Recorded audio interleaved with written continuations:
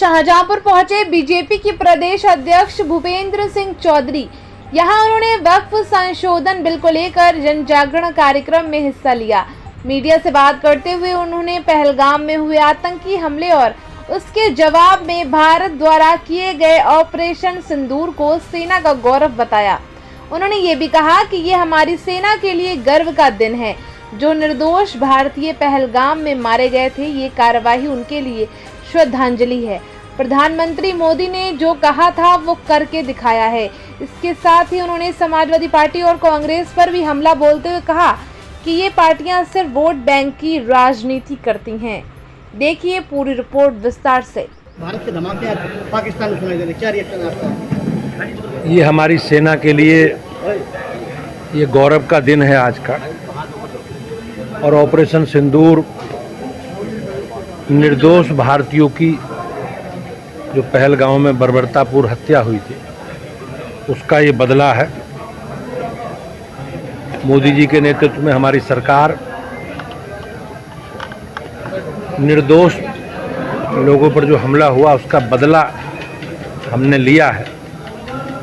मैं अपनी सेना को और भारत सरकार को, माननीय प्रधानमंत्री जी का अभिनंदन करता हूं। और निश्चित रूप से भारत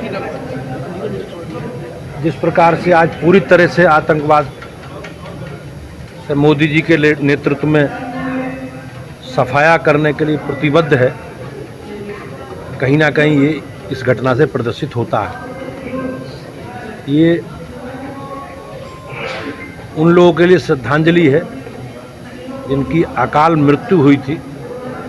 और माननीय प्रधानमंत्री जी ने जो कहा था उसे पूरा करने का काम किया। आज जो कार्यक्रम हो रहा है,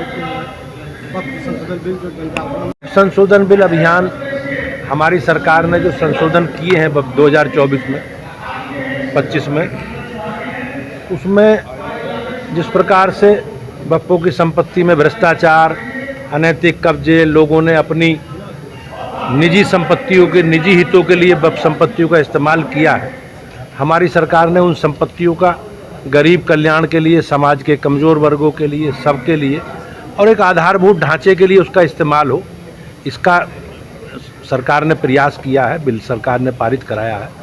कुछ लोग नेगेटिव माहौल बनाने का प्रयास कर रहे हैं और हम लोग जन जागरण के तहत उन सारे विषयों को समाज में बीच में रख रहे हैं। ठीक है, समाजवादी पार्टी कहती है कि ये मुस्लिम विरोधी है, तो इसके खिलाफ खड़ी है। समाजवादी पार्टी हो या कांग्रेस पार्टी हो, ये एक नेगेटिव एजेंडा चलाकर अपना वोट बैंक सेट करने का जो उनका एजेंडा है, वो निश्चित रूप से प्रदेश की जनता समझ चुकी है। हमारी सरकार मोदी जी के नेतृत्व में सबका साथ, सबका विकास और सबके विश्वास के साथ आगे बढ़ रही है। और निश्चित रूप से वक्फ संशोधन जो अधिनियम है, उसमें भी ये सारी चीज़ें प्रदर्शित होती हैं, गरीब कल्याण के लिए, समाज के कमज़ोर वर्गों के लिए। और जिन लोगों ने अनैतिक रूप से इस पर कब्जे कर रखे हैं, जो लोग इन्हें अपनी निजी संपत्ति के रूप में इस्तेमाल कर रहे हैं, वो उनको जनता के गुमराह करने का एजेंडा अब उनका चलने वाला नहीं।